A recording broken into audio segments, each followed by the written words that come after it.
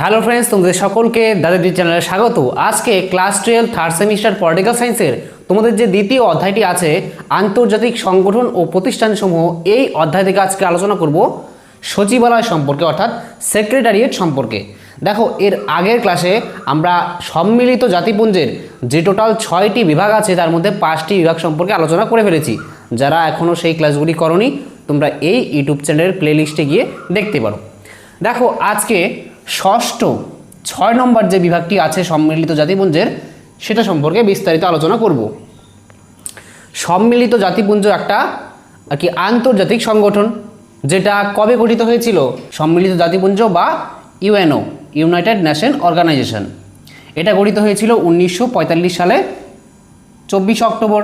তোমরা সবাই জানো, তার জন্য 24 অক্টোবর আমরা সম্মিলিত জাতিপুঞ্জ দিবস হিসেবে এই দিনটাকে পালন করি বা ইউনাইটেড নেশনস ডে হিসেবে পালন করি। তাহলে এই যে সম্মিলিত জাতিপুঞ্জ, যেটা গঠন করা হয়েছিল দ্বিতীয় বিশ্বযুদ্ধের পরে, 1939 সাল থেকে 1945 সালের মধ্যে দ্বিতীয় বিশ্বযুদ্ধ হয়। তারপরে বিশ্বের মধ্যে যাতে আর তৃতীয় বিশ্বযুদ্ধ না হয়, অর্থাৎ বিশ্বের মধ্যে যাতে শান্তি এবং নিরাপত্তা বজায় থাকে, তার জন্য সম্মিলিত জাতিপুঞ্জ কিন্তু গঠন করা হয়েছিল। আর এই সম্মিলিত জাতিপুঞ্জের 6টি বিভাগ, সেই 6টি বিভাগ কী কী? সাধারণ সভা, নিরাপত্তা পরিষদ, অর্থনৈতিক ও সামাজিক পরিষদ, আন্তর্জাতিক বিচারালয়, অছি পরিষদ আর সচিবালয়। আজকে লাস্ট বিভাগ আলোচনা করব। দেখো, এই সচিবালয়ের যদি গঠন দেখা যায়, এই সচিবালয় কাদের নিয়ে গঠিত? তাহলে মনে রাখবে, এই সচিবালয়ে একজন মহাসচিব, তাহলে একজন মহাসচিব এবং অন্যান্য কর্মীদের নিয়ে কিন্তু গঠিত। অন্যান্য কর্মী, ঠিক আছে? তাহলে এখানের মধ্যে শুধুমাত্র তোমাদের এই মহাসচিব সম্পর্কে বিস্তারিত জানতে হবে, ঠিক আছে? এই মহাসচিবকে ইংরেজিতে বলা হয় সেক্রেটারি জেনারেল। তাহলে এই যে মহাসচিব, এটা হচ্ছে একটা পদের নাম। যেমন ভারতের রাষ্ট্রপতি, উপরাষ্ট্রপতি, প্রধানমন্ত্রী, মুখ্যমন্ত্রী, এগুলি কি? এগুলি সব পদের নাম। সেই পদের মধ্যে মেল ফিমেল উভয়ই কিন্তু পদাধিকারী হতে পারেন। ঠিক তেমনই এই মহাসচিব একটা পদের নাম। তাহলে এই মহাসচিব বর্তমানে কে আছেন, এটা কিন্তু প্রশ্ন এসে যায়। তাহলে মনে রাখবে, বর্তমান মহাসচিবের নাম কি? সম্মিলিত জাতিপুঞ্জের বর্তমান মহাসচিবের নাম হচ্ছে, মনে রাখবে, অ্যান্তোনিও গুতেরেজ।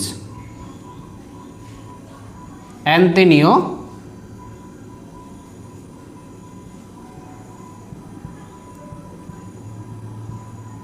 গুতেরেস। তাহলে এই নামটা কিন্তু ভেরি ভেরি ইম্পর্টেন্ট, পরীক্ষায় কিন্তু আসেই, যে বর্তমানে সম্মিলিত জাতিপুঞ্জের মহাসচিবের নাম কি? তাহলে এটা হচ্ছে অ্যান্তোনিও গুতেরেস আছেন। তিনি হচ্ছে পর্তুগালের একজন বাসিন্দা, ঠিক আছে?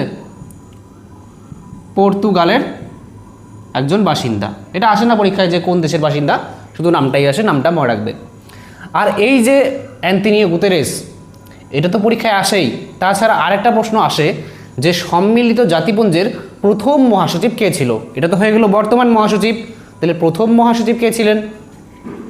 তাহলে প্রথম যিনি মহাসচিব ছিলেন তার নাম মনে রাখবে ট্রিগভিলি। ভেরি ভেরি ইম্পর্টেন্ট নামটা, ট্রিগভিলি। তিনি হচ্ছেন নরওয়ের একজন বাসিন্দা। তিনি ছিলেন সম্মিলিত জাতিপুঞ্জের, যখন সম্মিলিত জাতিপুঞ্জ গঠন করা হয় 1945 সালে 24 অক্টোবর, সেই সময় থেকে তিনি কিন্তু প্রথম মহাসচিব ছিলেন। আর তিনি নরওয়ে এই দেশের বাসিন্দা ছিল। আর অ্যান্তোনিও গুতেরেস ছিল পর্তুগালের বাসিন্দা। তাহলে এখন এই যে মহাসচিব, এর কার্যকালের মেয়াদ কত বছর? মনে রাখবে যে এই যে মহাসচিব, এদের কার্যকালের মেয়াদ হচ্ছে, কার্যকালের মেয়াদ 5 বছর। যেমন ভারতের প্রধানমন্ত্রী আছে, কার্যকালের মেয়াদ 5 বছর। মুখ্যমন্ত্রী আছে, তারও কার্যকালের মেয়াদ 5 বছর। আর সবেমাত্র পশ্চিমবঙ্গের মধ্যে বিধানসভা নির্বাচন হয়ে গেল, আর এখন বিজেপি সরকার বানাবে, তাই তো? তাহলে এখন নতুন মুখ্যমন্ত্রী হবে। ঠিক তেমনই এই যে মহাসচিব পদটা আছে, এদের কার্যকালের মেয়াদও কিন্তু 5 বছর। আর এই যে অ্যান্তোনিও গুতেরেস, যিনি বর্তমানে সম্মিলিত জাতিপুঞ্জের মহাসচিব আছেন তিনি 2017 সাল থেকে আছেন। ঠিক আছে, 2017 সালে তিনি নিযুক্ত হয়েছিল আর এখন 2026 পর্যন্ত কন্টিনিউ তিনিই আছেন। তাহলে এখন বলবে 2000 যদি 5 বছর কার্যকালের মেয়াদ হয় তাহলে 2017-তে যদি তার কার্যকাল শুরু হয় তাহলে তো কবেই কার্যকাল শেষ হওয়ার কথা।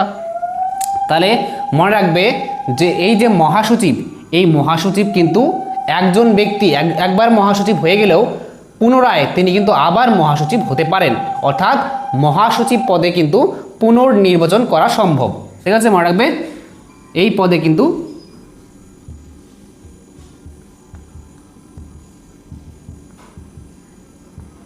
একজন ব্যক্তি আর কি পুনর্নির্বাচিত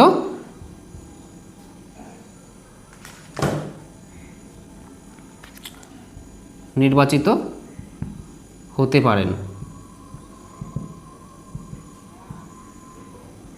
একজন ব্যক্তি, ধরো একজন ব্যক্তি মহাসচিব হলেন, যেমন অ্যান্টনি গুতেরেস 2017 সালে হলো, 5 বছর পরে তো তার কার্যকালের মেয়াদ শেষ, তিনি কিন্তু আবারও নিযুক্ত হতে পারেন। এমন কোনো লিমিটেশন নেই যে একজন ব্যক্তি একবারই মহাসচিব হতে পারেন, তার থেকে বেশি হতে পারেন না, এমন কোনো কিন্তু লিমিটেশন নেই।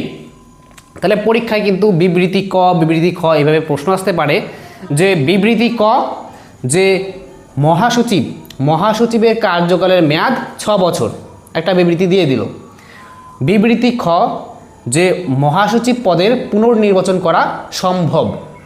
তারপরে অপশনে থাকলো ক আর খ উভয়ই মিথ্যা, তারপরে অপশনে থাকলো ক সত্য খ মিথ্যা, এইভাবে অপশনে থাকবে। তাহলে তোমাদের জানতে হবে যে সম্মিলিত জাতিপুঞ্জের যে মহাসচিব আছে তার কার্যকালের মেয়াদ 6 বছর না, তাদের কার্যকালের মেয়াদ 5 বছর। তাহলে প্রথম বিবৃতি মিথ্যা হবে, তারপরে একটা পুনর্নির্বাচন হতে পারেন, এটা সত্য হবে। তাহলে এইভাবে কিন্তু বিবৃতি আকারেও প্রশ্ন আসতে পারে। ঠিক আছে, তাহলে এগুলি একটু মনে রাখবে। এখন দেখো যে এই যে মহাসচিব এর নিয়োগ কীভাবে হয়। নিয়োগ, এই নিয়োগের ক্ষেত্রে তোমরা সম্মিলিত জাতিপুঞ্জের 2টি বিভাগ সম্পর্কে একটু ধারণা রাখবে। একটা হচ্ছে সাধারণ সভা, একটা হচ্ছে নিরাপত্তা পরিষদ, একটা হচ্ছে জেনারেল অ্যাসেম্বলি, একটা হচ্ছে সিকিউরিটি কাউন্সিল। এই 2টি বিভাগ কিন্তু এই মহাসচিবকে নিয়োগ করে থাকেন। মনে রাখবে যে সম্মিলিত জাতিপুঞ্জের যে মহাসচিব আছেন, সেক্রেটারি জেনারেল আছেন, তাকে কে নিযুক্ত করে? সাধারণ সভা অর্থাৎ জেনারেল অ্যাসেম্বলি এবং নিরাপত্তা পরিষদ, এই 2 বিভাগের কিন্তু কাজ এই মহাসচিবকে নিযুক্ত করা। তাহলে আমি একটা লাইন লিখে দিচ্ছি, এই লাইনটা কিন্তু মনে রাখবে যে মহাসচিব নিযুক্ত হন কীভাবে, যে নিরাপত্তা পরিষদের সুপারিশে, নিরাপত্তা পরিষদের সুপারিশে সাধারণ সভা কর্তৃক, সাধারণ সভা কর্তৃক, এই লাইনটা শুধু মনে রাখবে। এখান থেকে কিন্তু শূন্যস্থান আকারেও কোশ্চেন আসতে পারে যে মহাসচিব, ঠিক আছে, সম্মিলিত জাতিপুঞ্জের মহাসচিব নিরাপত্তা পরিষদের সুপারিশে ড্যাশ কর্তৃক নিযুক্ত হন বা ড্যাশ কর্তৃক নির্বাচিত হন। তাহলে এখানে কিন্তু মনে রাখবে সাধারণ সভা কর্তৃক নিযুক্ত হন। ঠিক আছে, তাহলে এখানে কিন্তু যেভাবে খুশি শূন্যস্থান দিতে পারে। এখন নিরাপত্তা পরিষদের জায়গায় শূন্যস্থান দিয়ে রাখলো যে সম্মিলিত জাতিপুঞ্জের মহাসচিব ড্যাশের সুপারিশে সাধারণ সভা কর্তৃক নিযুক্ত হন। কার সুপারিশে? নিরাপত্তা পরিষদের সুপারিশে সাধারণ সভা কর্তৃক নিযুক্ত হন। তাহলে এখন একটু প্র্যাকটিক্যালি বুঝে নাও যে কীভাবে নিযুক্ত হয়। প্রথমে এই যে নিরাপত্তা পরিষদ আছে, এখন বলো নিরাপত্তা পরিষদ এর সদস্য সংখ্যা কত? আমি বলেছিলাম নিরাপত্তা পরিষদ হচ্ছে সম্মিলিত জাতিপুঞ্জের একটা গুরুত্বপূর্ণ বিভাগ, সব থেকে ইম্পর্টেন্ট। আর এর সদস্য সংখ্যা কত? 15, তাই না?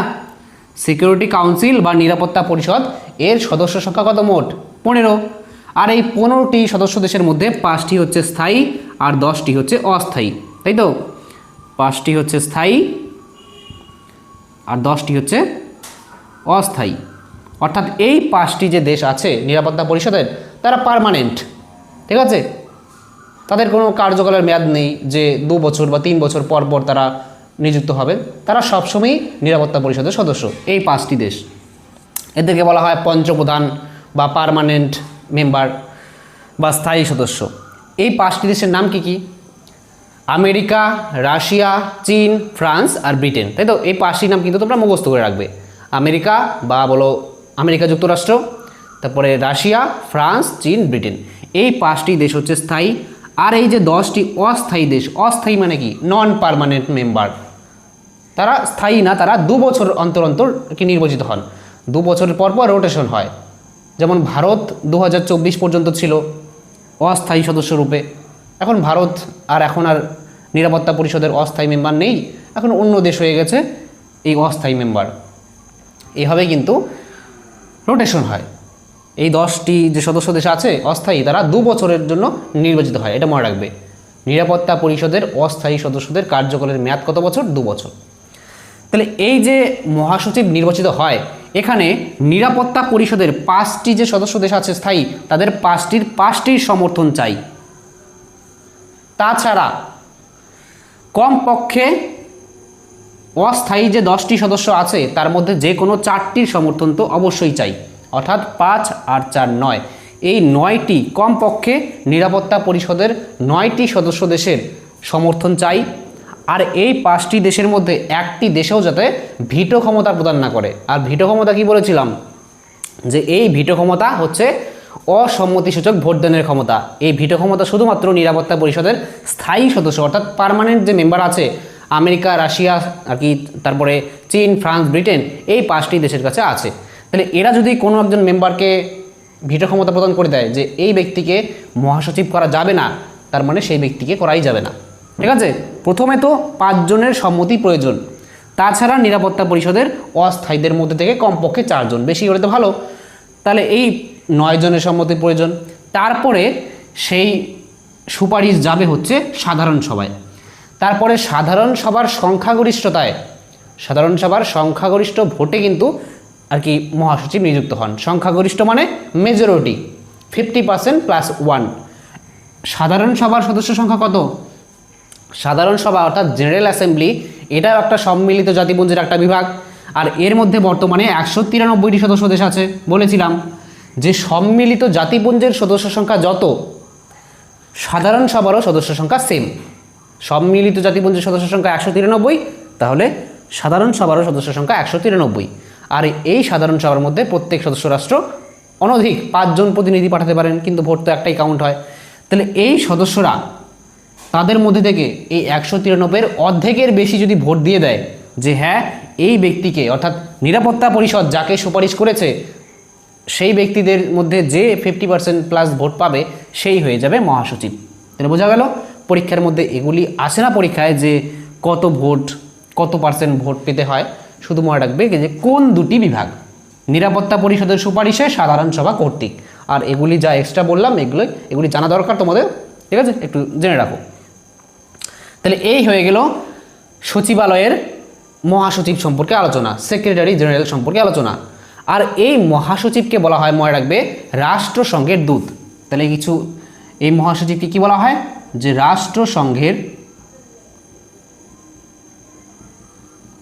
রাষ্ট্রসংঘের দূতও কিন্তু বলা হয় এই মহাসচিবকে। তাহলে প্রশ্ন আসতে পারে পরীক্ষায় যে রাষ্ট্রসংঘের দূত বলা হয় কাকে? মহাসচিবকে, ঠিক আছে? আর এই যে মহাসচিব তাকে কিন্তু আর কি সম্মিলিত জাতিপুঞ্জের প্রধান প্রশাসনিক কর্মকর্তা হিসেবেও বলা হয়, ঠিক আছে? তাহলে এতটুকু মনে রাখবে। যেমন আমাদের দেশের হেড হচ্ছে প্রধানমন্ত্রী, ঠিক তেমনও এই সম্মিলিত জাতিপুঞ্জ এমন এত বড় একটা আন্তর্জাতিক সংগঠন, তার হেড বলতে পারো, প্রশাসনিক হেড, অ্যাডমিনিস্ট্রেটিভ হেড হচ্ছে এই মহাসচিব। এই পদে যিনি থাকেন, যিনি বর্তমানে আছেন অ্যান্তোনিও গুতেরেস, ঠিক আছে?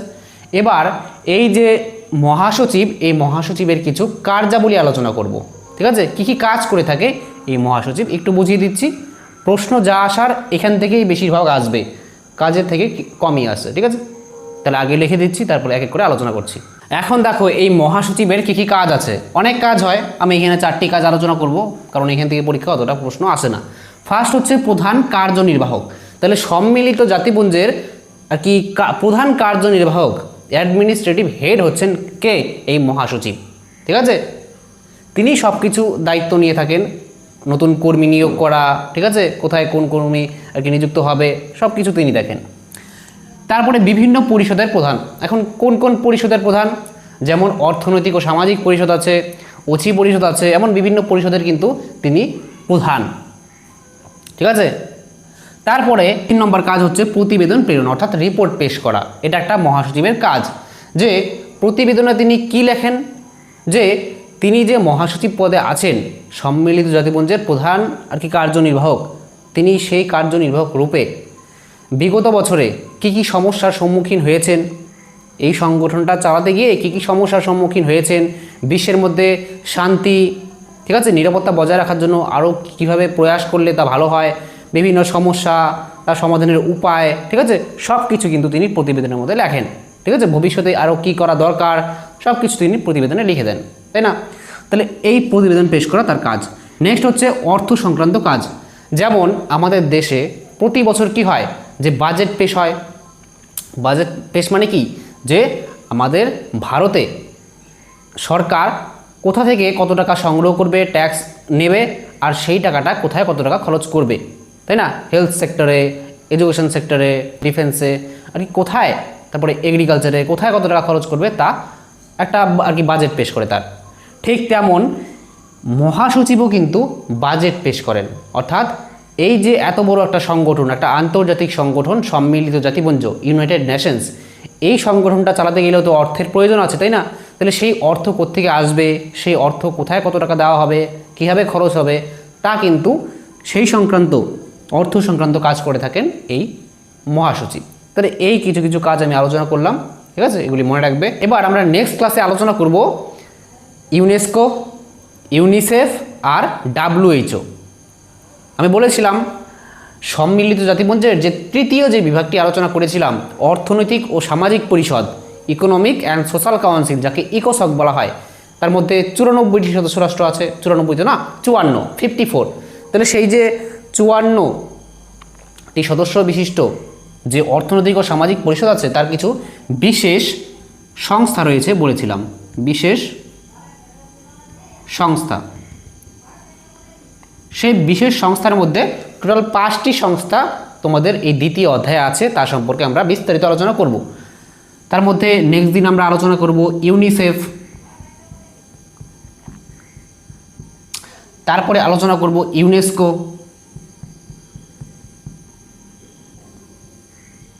তারপরে WHO।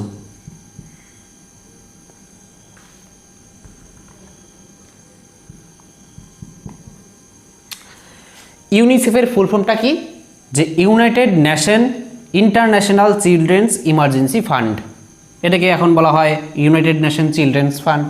ঠিক আছে, UN দিয়ে সবসময় মনে রাখবে ইউনাইটেড নেশন অর্থাৎ সম্মিলিত জাতিপুঞ্জ। এটাও UN মানে ইউনাইটেড নেশনস অর্থাৎ সম্মিলিত জাতিপুঞ্জের educational, scientific and cultural organisation. ঠিক আছে, আর WHO যেটাকে হু বলা হয়, ওয়ার্ল্ড হেলথ অর্গানাইজেশন, বিশ্ব স্বাস্থ্য সংস্থা। তাহলে এই যে বিশেষ সংস্থা আছে, এই 3টি সম্পর্কে আমরা নেক্সট ক্লাসে আলোচনা করব। আর তারপরে আরও 2টি সংস্থা আছে, যেমন ওয়ার্ল্ড ব্যাংক অর্থাৎ বিশ্ব ব্যাংক, আর একটা আছে IMF,